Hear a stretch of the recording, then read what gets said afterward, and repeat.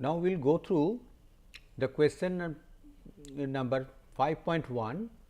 So, the task here that we have taken two cosine waves which are closely spaced, okay, of equal amplitude.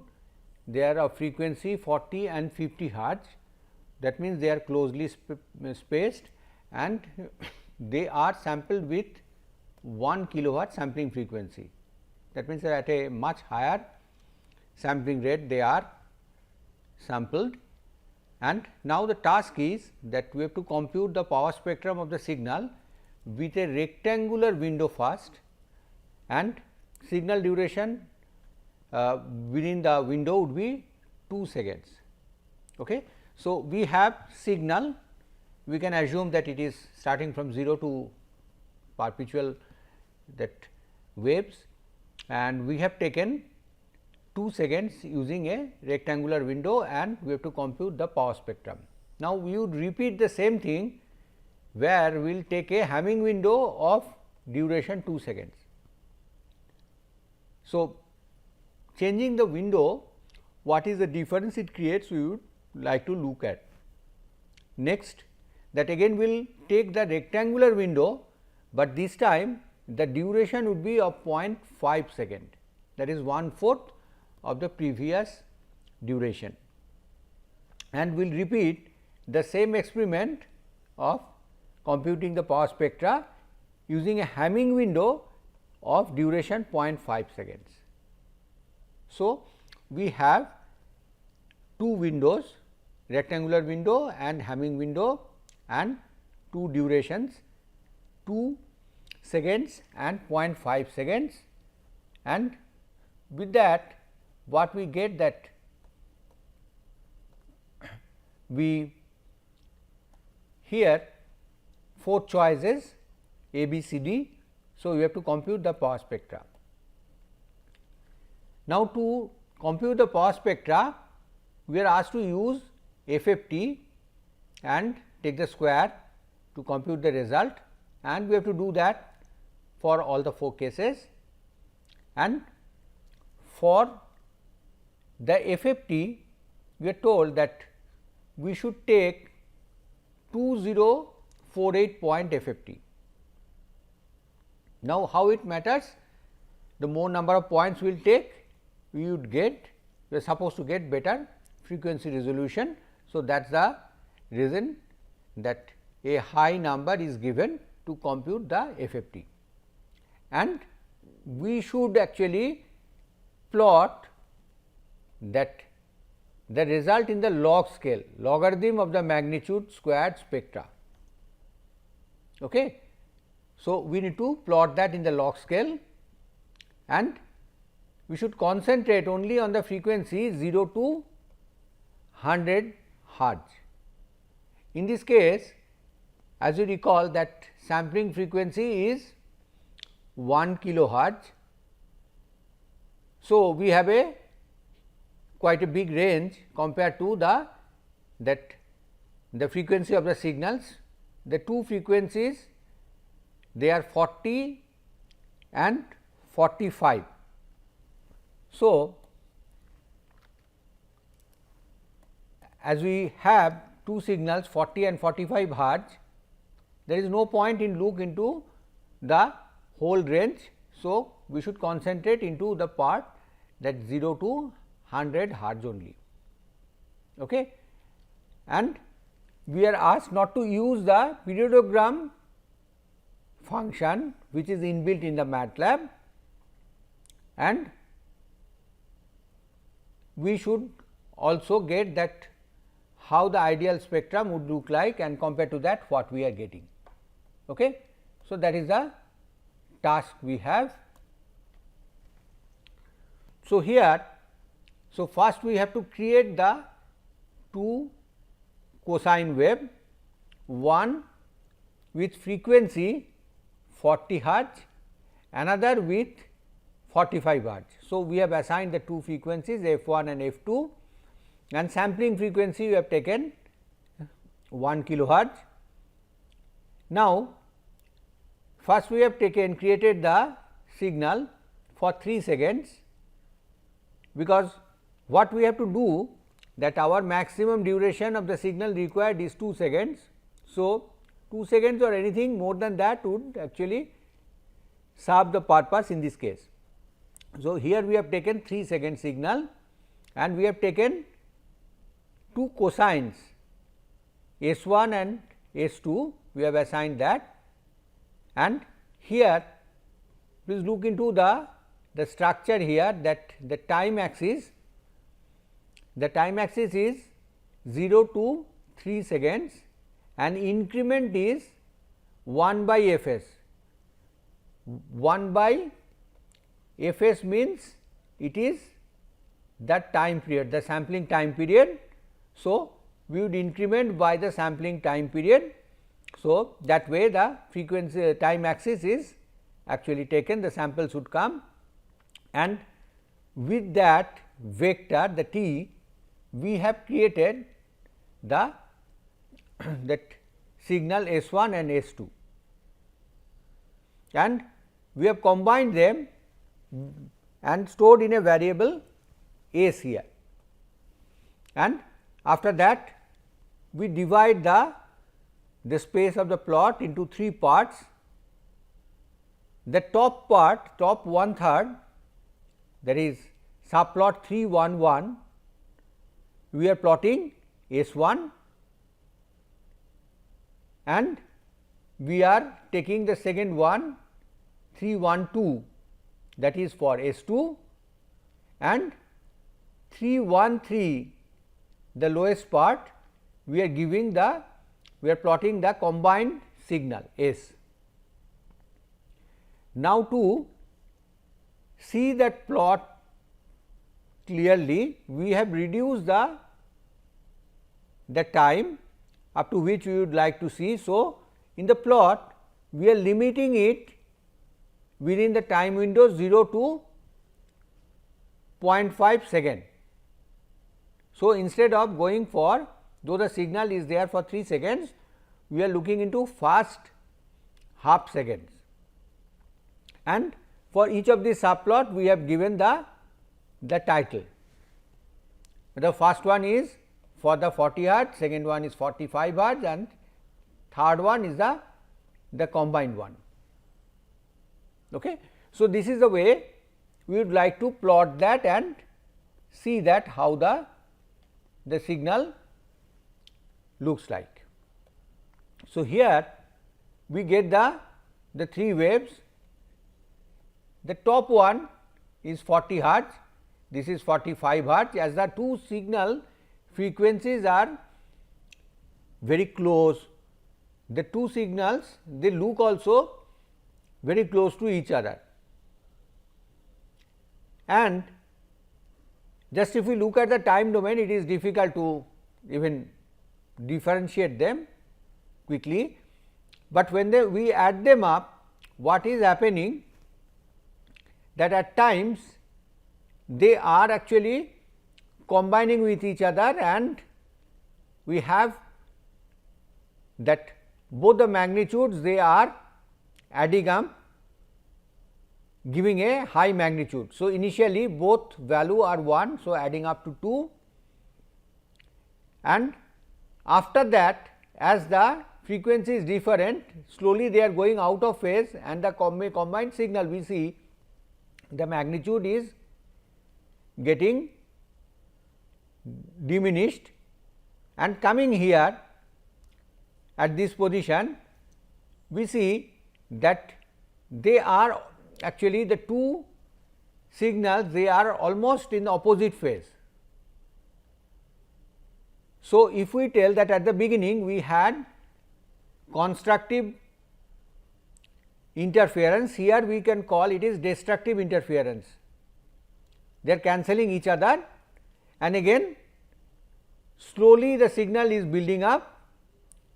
Here again it is getting the high magnitude touching +2 and -2, again it is waning, it is coming near to 0, again it is growing. So, these oscillatory kind of signal we get as a resultant.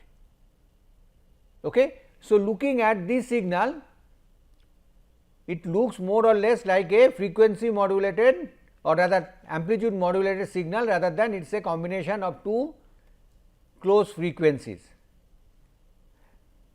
Now, our task is to find out that the spectrum, and from there to identify that what are these two frequencies. Okay. That is the reason we go for the spectrum analysis. So, here first let us look at that the two windows, the rectangular window and the Hamming window. The rectangular window, it is a very simple window that it raises to 1 and again goes to 0. So, in this case that the rectangular window, it is starting at sample value 0 and it is having magnitude 1 up to sample n minus 1. So, for n samples it is having the amplitude 1, beyond that again it is becoming 0. On the other hand, Hamming window, it is little different. We will see that Hamming window how it looks like. It will have a actually hump kind of structure. Okay. Both the side it would be 0. Within 0 to n minus 1 sample, it will peak and again it will come down, and the equation is given here. Okay. So, let us see how the signal looks like, or these windows first look like. So, for that what we have taken? We have taken the signal for say 250 samples we have taken, m equal to 250. For that we have taken a Hamming window of m, and here what we have done? We have taken the Hamming window using the inbuilt MATLAB function Hamming m is the number of samples, and the variable ham underscore win, it will give us a column vector. So, we have transposed it here and made it a row vector, and we have padded zeros in both the sides to appreciate that how it would look like if we go beyond the window. The same way the rectangular window also is created. We have padded both the side with 25 zeros, and in between we have 250 ones. So, first thing is to plot actually the Hamming window using the color red and hold that plot. So, on the same plot we have given the rectangular window. Plot frequency spectrum of Hamming and the rectangular window is so, along with the plot of that signal, we would like to see that in the frequency domain how they look like.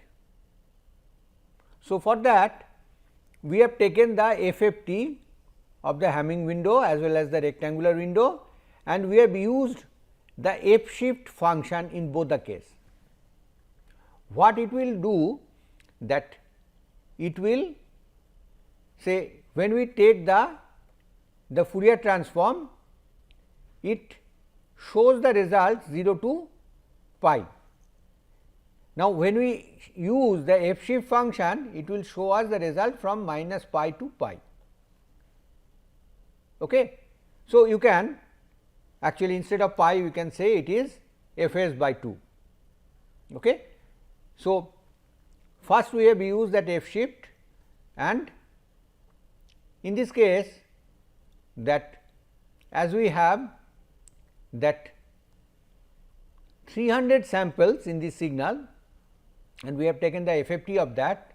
So, the number of samples in the frequency axis taking care of the sign, it is starting from minus 150 to plus 150. Okay. And so many samples we have to multiply it with the corresponding frequency. So, that frequency is the sampling frequency divided by the total number of samples what we have. So, that gives us the frequency axis, and for the new plot we have first given the command figure to create a pen, and then we plot the x axis is f axis and our y axis is the 10 multiplied with log to the base 10 absolute value of the that magnitude of the that window. First we have taken the Hamming window followed by the rectangular window, and then we use the labels to label the x axis and y axis, and we have given the legend also for the part that FFT of the rectangular window or FFT of the Hamming window. So, now with that, with this code we are ready to show the two windows in the time domain as well as in the frequency domain. So, let us see how it looks. First we show that the time domain, that the window, that here in the red we are having the Hamming window, in the blue we are showing the rectangular window. Actually we could make it smaller, start from here and end here, but in that case we would not get that idea that how the values are beyond this window. But for all practical purpose, this is the useful actually range of the window over which we will get some sample values, outside it would be 0. So, next we look at that the FFT of the Hamming window and FFT of the rectangular window. Now, the first thing that comes clear, that here is the peak of the rectangular window in blue and here is the peak of the that Hamming window. There is a difference, small difference. Compared to that, please look at that the difference between the nearest side lobes. Okay. So, we see that in case of the rectangular window, the side lobe heights are much more compared to the our Hamming window. In fact, that is the one of the big advantage of going for the Hamming window, that side lobes are suppressed to a great extent. Okay. So, this is we observe, and now let us get back to our work, that we have to apply these Hamming window and the rectangular window one by one on the signal. So, let us go back to that task. So, first we have taken that rectangular window of 2 seconds. To do that we have taken that M1 number of samples. How do we get that M1? in 2 seconds we have 2 into Fs number of samples, that is 2 into 1000, that means 2000, as it is a even number and we prefer to make the window odd, so that the symmetry is maintained, we add 1 to it. So, that is our size of the window, and so our rectangular window here in the next line, that it consists of 1s from 1 to m 1, and what we do for the signal, we take the same number of samples of the signal from the beginning and we take the dot product with the window. Okay. This sign, that dot star, it is sample by sample multiplication. So, this is giving us the dot product between the two vectors,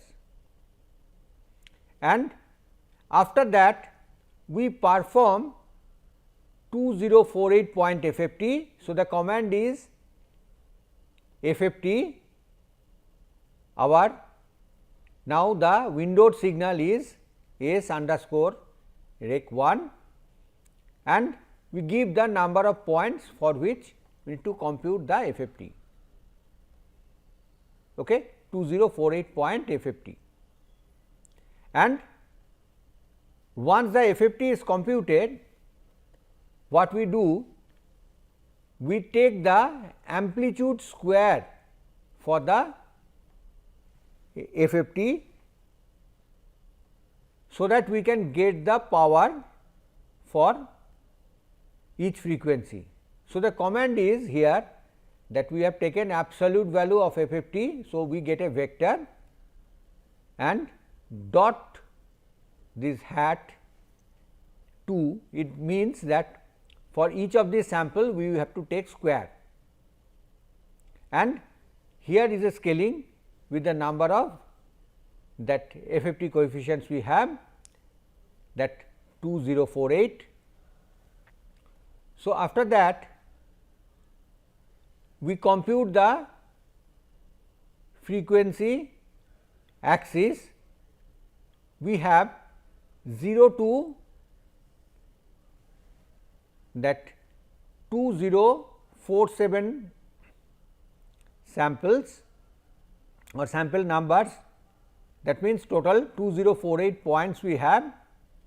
So, we have to multiply it with the sampling frequency divided by number of points, that is the way the increment has happened. So, we are scaling it by that to get the exact frequency, and then we take the plot. First we create the figure to create the pen, and we plot f axis is providing the x axis and 10 log to the base 10, that PS 1, that is the power spectrum. So, we are getting the spectrum in the that dB scale in this way. Okay. And again we limit our view using this command xlim. For the x axis we are limiting it from 0 to 100 hertz, okay, because we know our signals of interest are within that, it should be at 40 and 45, and here we are showing that how to put the levels that we already know. So, now here is how the signal looks like. It is a magnified portion. We get the two peaks here, one peak here, another peak here. So, if you look at one peak is around 40, another is here 45. and though that these parts it seems to be that a lot of other peaks looks like, we should look at the scale that if they are near 30, here it is below minus 20. So, that means about 50 dB down these magnitudes are. So, if you have not taken log scale, these two would look like two spikes and rest of the thing are actually it will cramp to 0. And here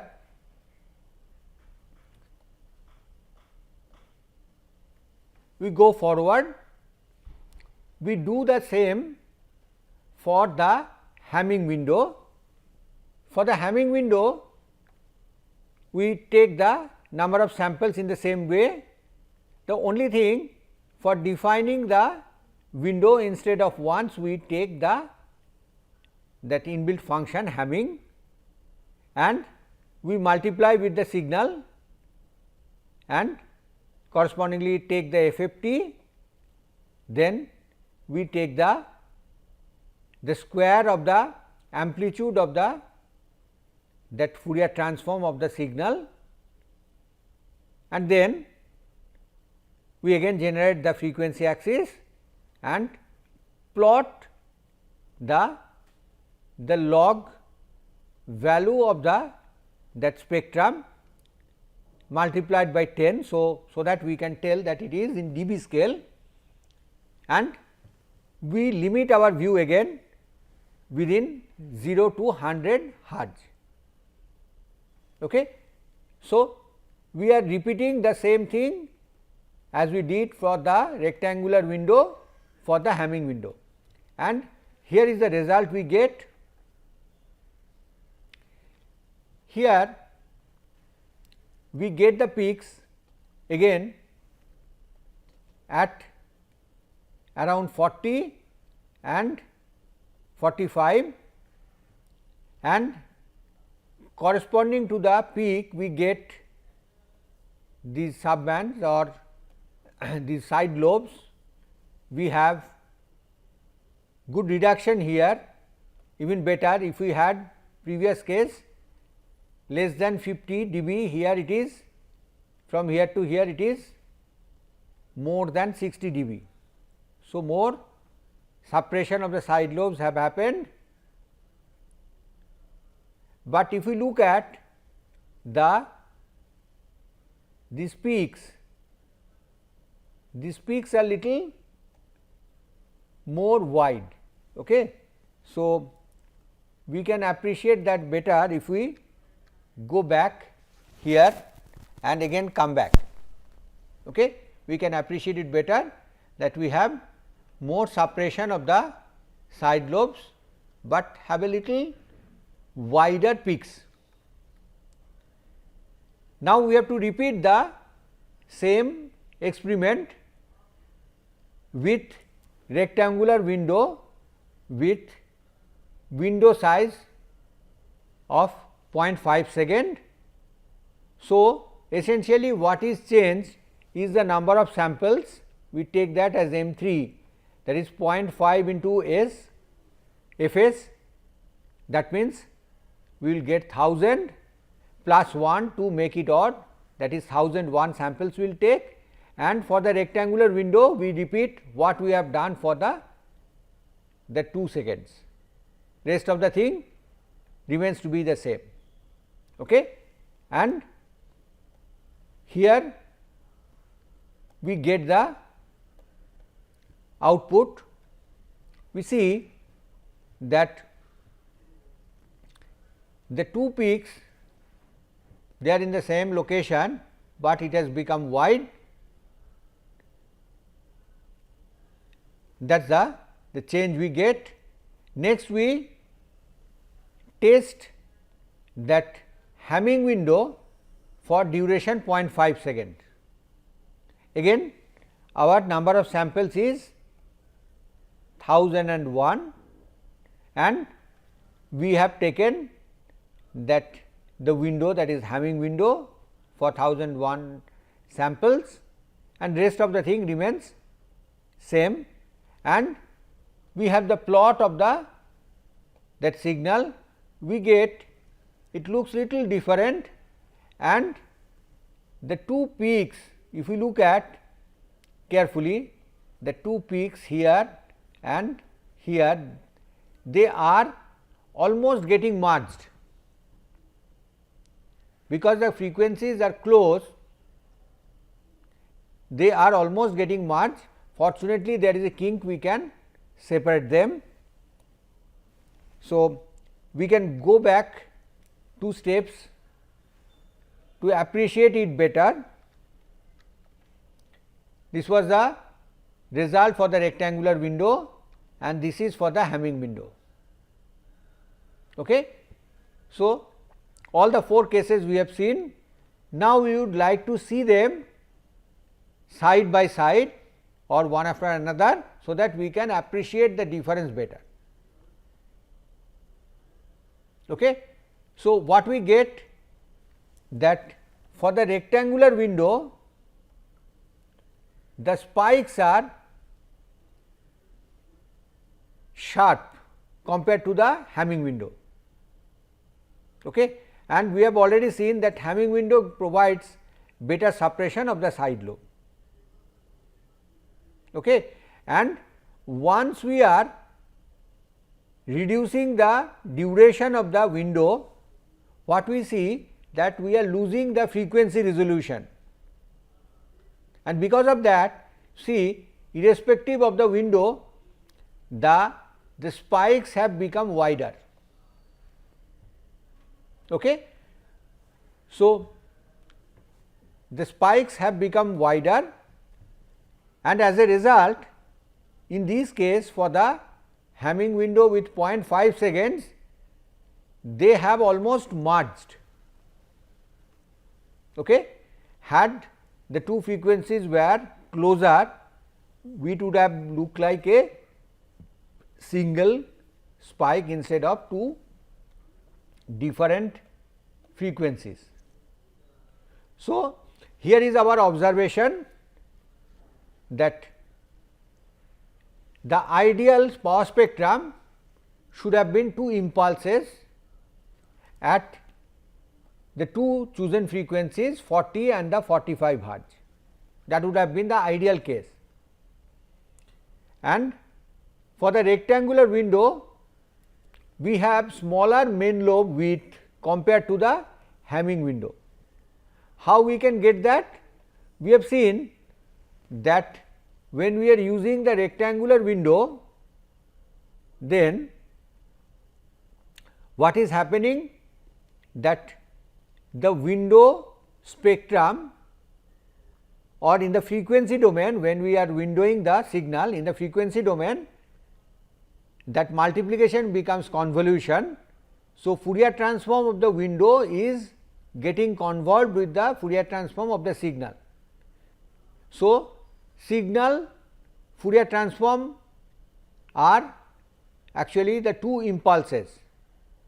Okay. If we take for any of them, any of the signal, so when we convolve it with the rectangular window, we see that the width is smaller. That means, the rectangular window, that main lobe width is smaller compared to the Hamming window. Okay. On the other hand, Hamming window has less side lobe compared to the rectangular window. So, there is a trade off.